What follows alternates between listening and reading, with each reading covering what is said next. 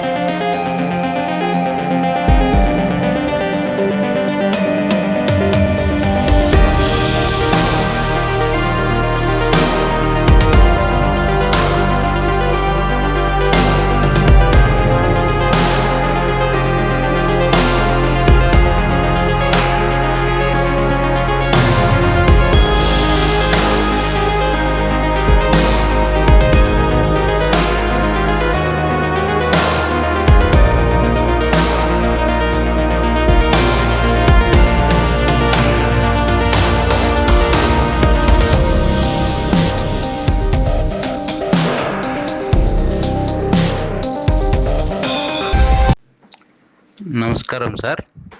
ఇప్పుడు మీరు ఏపీఎంసీ ఎన్నికల్లో పోటీ చేస్తున్నారు కదా, దానికి సంబంధించి మీ కుటుంబ నేపథ్యము, మీ వివరాలను ఎక్స్ప్లెయిన్ చేయండి. మీ చదువుకు సంబంధించి ఎక్కడెక్కడ చదువుకున్నారు, ఏమి ఆ వివరాలు తెలియజేయండి. నేను ఈ 2026 ఫిబ్రవరి 9th జరగబోయే ఏపీఎంసీ ఎలక్షన్స్కి కంటెస్ట్ చేస్తున్నాను.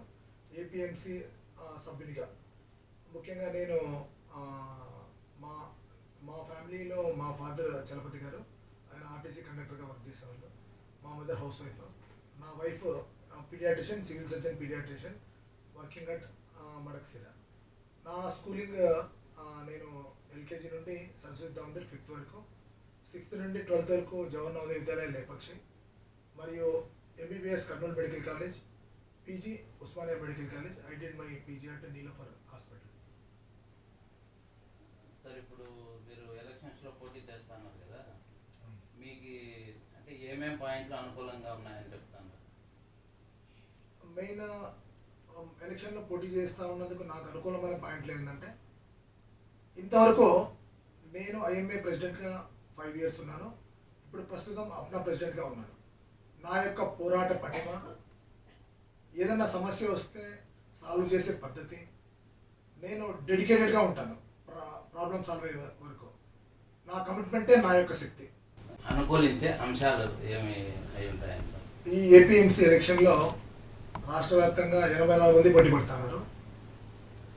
ఓటర్లు 55,500 చిల్లర మెంబర్స్ ఉన్నారు.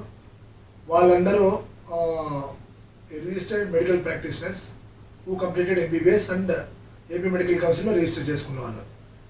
ఏపీఎంసీ మెంబర్గా ఎలక్ట్ అయితే మీరు ఏం చేయదలుచుకున్నారు? ఓకే, నేను ముఖ్యంగా ఏపీఎంసీ ఎలక్షన్లో విన్ కాగలనే కాన్ఫిడెన్స్ నాకు పుష్కలంగా ఉంది. ఎందుకంటే నాకు మెయిన్ బలము ఒకటి, నా తోటి వైద్యులు. ఐఎంఏలో నేను నాకు సహకరించి సంఘీభావం తెలియజేసిన మా హిందూపూర్ డివిజన్ అయితేనేమి, కదిరి డివిజన్ అయితేనేమి, ధర్మవరం, అనంతపురం, మా మెడికల్ ఫెటర్నిటీ అంతా నాకు సపోర్ట్ చేసింది. రెండోది ఇంకొకటి నవోదయ నేను 6th నుంచి 12th వరకు అక్కడే ఉన్నాను, 7 సంవత్సరాలు. అది అయిపోయిన తర్వాత నేను ఇక్కడ ఆలంని ప్రెసిడెంట్గా 10 years ఉన్నాను. సో నేను ఏ విధంగా ఆలంని నా యొక్క సంఘాన్ని ముందుకు తీసుకెళ్ళాను. త్రూఅవుట్ ఇండియా వైడ్ మేము ఐజా ఫామ్ చేసినాం, ఆల్ ఇండియా జవహర్ నవోదయ విద్యాలయ ఆలంని అసోసియేషన్ ఫామ్ చేసినాం. ఇందులో ముఖ్య పాత్ర మా స్కూల్ నుంచినే ఉంది. సో ఈ యొక్క ఏదైతే ఆలంని ప్రతి డిస్టిక్లో ఉందో, వాళ్ళు ప్రతి ఇయర్ 2 కాక 3 డాక్టర్లు మా నవోదయ నుంచి బయటకు వస్తారు. వాళ్ళంతా మేమంతా అన్నదమ్ముల్లో బ్రదర్హెడ్ ఫీలింగ్ ఉంటుంది మాకు. సో వాళ్ళంతా నన్ను సపోర్ట్ చేస్తూ ఉన్నారు. అండర్ గ్రౌండ్ మొత్తం వాళ్ళే స్ట్రెయిన్ తీసుకొని సపోర్ట్ చేస్తున్నారు. ఎందుకంటే నేను శక్తి వంచన లేకుండా పోరాటం చేయడం నా యొక్క వ్యక్తిత్వం. సార్, ఇప్పుడు మీరు డాక్టర్గానే కాకుండా అగ్రికల్చర్ వైపు కూడా మీరు ఉన్నట్టు తెలుస్తోంది. అట్ ది సేమ్ టైము ఎంతో సేవా కార్యక్రమాలు కూడా చేస్తా ఉన్నారని ప్రజల్లో ఉంది. అంటే మీరు ఏమేమి కార్యక్రమాలు చేస్తున్నారు అవి చెప్తండి.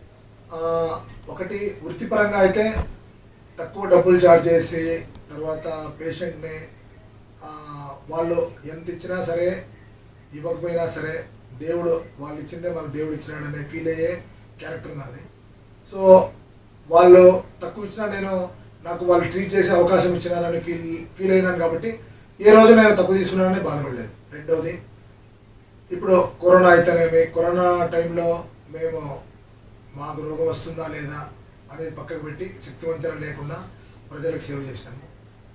అదేవిధంగా మా మిసెస్ కూడా సివిల్ అసిస్టెంట్ సర్జన్ అప్పుడు పరిగిలో పనిచేసేది. ఆమెకు జబ్బు వచ్చినాక కూడా మళ్ళీ రీజాయిన్ అయినాక కూడా కరోనాలో మళ్ళీ పనిచేసింది.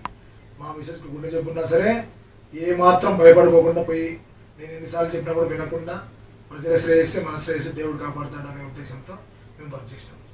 ఇంకొకటి, ఫార్మింగ్ కాడికి వస్తే నేను సంపాదించిన డబ్బు ఫార్మింగ్లో పెట్టడం అనేది ఒక సర్వీస్ కింద నేను భావిస్తాను. అందులో ఆదాయం వస్తుందో లేదో నేను రోజుకి 10 నుంచి 20 మందికి ఎంప్లాయ్మెంట్ ఇవ్వగలుగుతాను. మేము ఒక గ్రీన్ హౌస్ వేసాము, దాంట్లో క్యాప్సికమ్ పండించినాము. మన ఏరియాలో 30 టన్నులు పండిస్తే గొప్ప, మేము 63 టన్నులు పండించినాము. టాప్ క్వాలిటీ మెటీరియల్ వచ్చింది. దాన్ని ఒకసారి హార్టికల్చర్ ఆఫీసర్ గారు ఎగ్జిబిషన్లో పెట్టినప్పుడు ముఖ్యమంత్రి గారు చూసి ఏమి ఎల్లో కలర్ ఉండేవి ప్లాస్టిక్ అని కూడా అడగడం జరిగింది. అంత అద్భుతమైన క్వాలిటీ వచ్చింది. అది కూడా ఎలా రప్పించగలిగినామంటే మేము Subhash Palekar sir natural farming కూడా దాంట్లో అమలు చేసినాము. రెండోది, ఫర్టిలైజర్ ఏది ఇవ్వాలి, పెస్టిసైడ్ ఏది కొట్టాలి, మూస పద్ధతి కాకుండా 2 అమాల్గమేషన్ 2 కలిపి చేశాము. యాక్చువల్గా అద్భుతంగా క్రాప్ వచ్చింది. అప్పుడు నన్ను 2017లో ఉద్యాన అనే ఎగ్జిబిషన్లో నన్ను బెస్ట్ ఫార్మర్గా సెలెక్ట్ చేసి సత్కరించడం జరిగింది. దానికి నేను రాష్ట్ర ప్రభుత్వానికి కృతజ్ఞతగా ఉంటాను. రెండవది, ఇంకా చదువు విషయానికి వస్తే చాలామంది పిల్లలు నేను చదివించినాను, పేర్లు చెప్పాల్సిన అవసరం లేదు. నేను చదివించిన పిల్లలు కొంతమంది ఐఐటీలో ఉన్నారు, ఇంకా మెడిసిన్ చదువుతున్నారు, మెడిసిన్ కంప్లీట్ చేసిన ఉన్నారు. తర్వాత ప్రతి సంవత్సరం మా ఆర్మీ అసోసియేషన్ నుంచి ఒక 2 నుంచి 4 పూర్ బ్యాక్గ్రౌండ్ ప్రజల్ని, అబ్బాయిల్ని సేకరిస్తాము, తెలివివంతుల్ని. వాళ్ళకు వాళ్ళ ఎడ్యుకేషన్ అయిపోయే వరకు సపోర్ట్ చేస్తాము. 20,000 టు ఆ తర్వాత లిమిట్ 20,000 ఈజ్ ద లిమిట్. ఆ పైన మనకి ఎంత వీలైతే అంత. తర్వాత ఎవరికైనా సరే మెడికల్ పరంగా ఏ అడ్వైస్ కావాలన్నా 24 గంటలు మా అలుమ్ని అసోసియేషన్ వాళ్ళు ఆంధ్రానే కాదు, నాకు రాజస్థాన్ నుంచి కూడా ఫోన్ చేస్తారు. అన్న మా పిల్లోడు ఇట్లా ఒక చోటు ఉన్నాడు, ఈ రకంగా ఉంది, పిల్లోడు బాగాలేడు, నువ్వేం అడ్వైజ్ చేస్తావు? ఈ రకంగా అంటే వృత్తిపరంగా, వ్యవసాయపరంగా, ఇంకా రైతులు ఒక్కొక్కసారి చాలా నష్టపోయి టమాటాలన్నీ బయట పారేసి వాళ్ళు బాధపడుతున్న క్రమంలో అవన్నీ మేము రైతు పారేయని ఫోన్ చేసి చెప్పి తీసుకొచ్చి డబ్బు ఖర్చు పెట్టి హిందూపూర్ తీసుకొచ్చి ట్రక్లో ప్రతి మన హిందూపూర్లో ఉండే ప్రతి వీధిలోనూ నామినల్ ఛార్జెస్కి డిస్ట్రిబ్యూట్ చేసేసాం. ఒకే రోజు రికార్డ్ ఏమంటే 3,500 కేజీల టమోటాలని మేము డిస్ట్రిబ్యూట్ చేశాం. ఆ రోజు మొత్తానికి నాకు ఖర్చు 23,000 వచ్చింది. నేను నామినల్ ఛార్జెస్ అంటే ₹10 అయినా సరే, పావులు అయినా సరే ఫ్రీగా ఇవ్వద్దు, ఎంతోమంది డబ్బులు ప్రజలతో తీసుకోమని చెప్పాను. అప్పుడు నాకు రిటర్న్ వచ్చింది 11,300 చిల్లర, నాకు ఖర్చు అయింది 23,000 చిల్లర. అంటే నెట్ నాకు సొసైటీకి నేను ఖర్చు పెట్టిందేమో 12,000 చిల్లర. కానీ అక్కడ రైతు 10,000 ఇచ్చినాము, ట్రక్ 3,000 ఇచ్చినాము, దరిదాపున 1000 ఇళ్లకు టమాటోలు ఇచ్చాము. సో అంత తక్కువ డబ్బుతో అంత సాటిస్ఫాక్షన్ అనేది నేను ఫీల్ కాగలిగినాను. రెండోది పశువులు, స్లాటర్ పోయే పశువుల్ని సేవ్ చేస్తాము, దాన్ని వ్యవసాయానికి వాడుకున్నాము. దాన్ని వచ్చే మిల్క్ని ఇంటికి ఇప్పుడు ఎక్కడ చూసినా కల్తీ అంటున్నారు, కల్తీ లేని మిల్క్ని ఇంటికి తీసుకోగలుగుతాను. సార్, ఇప్పుడు మీరు ఎలక్ట్ అయిన తర్వాత మీ ఏపీఎంసీ కౌన్సిల్ ద్వారా ప్రభుత్వానికి అంటే ప్రజా సమస్యల గురించి ఎలాంటి ప్రభుత్వం దృష్టికి తీసుకెళ్లే అవకాశం ఉంటుంది, వాటి పరిష్కార మార్గాలు ఏంటి? మొట్టమొదట నేనేమంటానంటే, ఇప్పుడు ఇందులో ఒకటి డాక్టర్కి సంబంధించిన ప్రాబ్లము, ఇంకొకటి సిస్టమ్కి సంబంధించిన ప్రాబ్లం. ఇప్పుడు డాక్టర్ సంబంధించిన ప్రాబ్లం వస్తే పర్మిషన్స్ దగ్గర ఇబ్బంది అవుతుంది. సింగిల్ విండో కింద పొల్యూషన్ అయితేనేమి, డిఎంఎండ్హెచ్ఓ పర్మిషన్ అయితేనేమి, ఫైర్ పర్మిషన్ అయితేనేమి, లేబర్, శానిటరీ, మున్సిపాలిటీ అవన్నీ ఒకే చోట ఒకే రూఫ్ కింద వచ్చేటట్టుగా గవర్నమెంట్ని అడిగి తర్వాత రిక్వెస్ట్ చేసి రిపీటెడ్ రిక్వెషన్స్ పెట్టి ప్రెజర్ చేసి దాన్ని అమలు చేసేదానికి ట్రై చేస్తాము. రెండోది సిస్టమ్ వచ్చేసరికి, సిస్టంలో మీరు అబ్జర్వ్ చేస్తున్నారో లేదో, ఒక 10 సంవత్సరాల క్రితము ఒక ఊర్లో ఒక కిడ్నీ పేషెంట్ ఉండేవాళ్ళు. ఇప్పుడు డయాలసిస్ సెంటర్లు సరిపోవడం లేదు, ఇన్ని పెట్టినా కూడా. ఎందుకు? అవగాహన లేని వైద్యం వల్ల క్షణిక ఆనందం కోసం ప్రజలు చేస్తున్న తప్పేమంటే అర్హత లేని, అవగాహన లేని డాక్టర్ల దగ్గరికి వెళ్తున్నారు. వాళ్ళు పెయిన్ కిల్లర్స్, స్టీరాయిడ్ విరిగా వాడుతున్నారు, దాని మీద కంట్రోల్ లేదు. గవర్నమెంట్ దాని మీద ప్రెజరైజ్ చేసి మేము కంట్రోల్ తీసుకొస్తాము. అసలు ప్రిస్క్రిప్షన్ లేకుండా స్టీరాయిడ్ అమ్మకూడదు, ప్రిస్క్రిప్షన్ లేకుండా యాంటీబయాటిక్ అమ్మకూడదు అనే రూల్ తీసుకొస్తాము. ఖచ్చితంగా కౌంటర్లోనే డాక్టర్ ఉన్న చోట మాత్రమే డాక్టర్ రాస్తేనే ఇవ్వాలనే రూల్ తీసుకురావాలి. ఎందుకంటే దానివల్ల యాంటీబయాటిక్ రెసిస్టెన్స్ పెరుగుతూ ఉంది. తర్వాత ఇప్పుడు కిడ్నీ పోయిన తర్వాత నువ్వు సాధించేదేముంది? ఇంకా నీ జీవితకాలం 5-6 రోజుల్లో ముగుస్తుంది. నువ్వు కిడ్నీ ట్రాన్స్ప్లాంట్ చేయించుకోవాలి. ఎంతమంది కిడ్నీని ఇవ్వడానికి రెడీగా ఉన్నారు? కాబట్టి ఒక డయాలసిస్ సెంటర్ కూడా ఒక వ్యవస్థ మీద బడ్డనే. కాబట్టి క్వాకరీని విడతల వారీగా తగ్గించడానికి, దాన్ని కంట్రోల్ చేయడానికి మా ప్రయత్నం ఏమాత్రం శక్తివంతం లేకుండా చేస్తాము. మాటలు చెప్పడమే కాదు, కొన్ని అసోసియేషన్స్ ఫామ్ చేస్తాము, పిల్లల్ని ఇన్వాల్వ్ చేసి పేరెంట్స్ అసోసియేషన్ ఫామ్ చేస్తాం. అంటే AP under graduate medical students association, AP post graduate medical students association, parents association form చేస్తాను. ఒక సంవత్సరానికి 1,00,000 సీట్లు వస్తున్నాయి. 1,00,000 సీట్లు ఇంటూ 2 పేరెంట్స్, అమ్మ నాయన, 3 లక్షల మంది మా సభ్యులు చేరుతారు ఒక సంవత్సరానికి. ఇట్లా 5 సంవత్సరాలు ఆల్రెడీ ఒక బ్యాచ్ నడుస్తూ ఉంది ఎంబీబీఎస్లో. అంటే 3 × 5 ఒకే ఒక సంవత్సరం కష్టపడితే 15 లక్షల మంది ఇండియా వైడ్ మా సభ్యులు ఉంటారు. 3 సంవత్సరాలు గమ్మునుంటే పీజీలు కలుపుకొని ఇంకా నెక్స్ట్ 3 బ్యాచ్లు బయటకు వచ్చేసరికి 1 కోటి మంది ఉంటారు. 1 కోటి మంది అడుక్కోవడం గవర్నమెంట్ ముందర జరిగితే ఇంతవరకు ఏ గవర్నమెంట్ కూడా కాదు అనింది లేదు. ఎందుకంటే గవర్నమెంట్ అనేది భగవంతునికి ప్రజలకు మధ్య ఉన్న వారధి. వాళ్ళు భగవంతుడు పంపించిన వారధిగానే నేను భావిస్తాను. మంచి చేయడానికి భగవంతుడు డైరెక్ట్గా రాడు, ప్రభుత్వమే భగవంతుడి రూపంలో వస్తుంది అనేది నా యొక్క భావన. దయచేసి మీరు ఓటేసే ముందు ఫస్ట్ మీ ఓటు హక్కు వినియోగించుకోండి. ఓటేసే ముందు మీరు ఎవరికి వేస్తున్నారు, ఎవరు మీ ప్రాబ్లం సాల్వ్ చేయగలుగుతారు, ఎవరు గట్టిగా మీ వాయిస్ వినిపించగలుగుతారు అని చూసి ఓటేయండి. చివరిగా నేను నా బ్యాలెట్ నెంబర్ 78 మీకు నా యొక్క పోరాట పటిమ, నేను డీల్ చేసే పద్ధతి మీకు నచ్చినట్లయితే ఖచ్చితంగా మీ యొక్క ఆశయాన్ని నేను ముందుకు తీసుకెళ్లే వానిగా ఉంటాను. కాబట్టి దయచేసి నాకు ఓటు వేయించాలని దయచేసి నన్ను ఆశీర్వదించాలని కోరుకుంటున్నాను. జై హింద్. నమస్తే.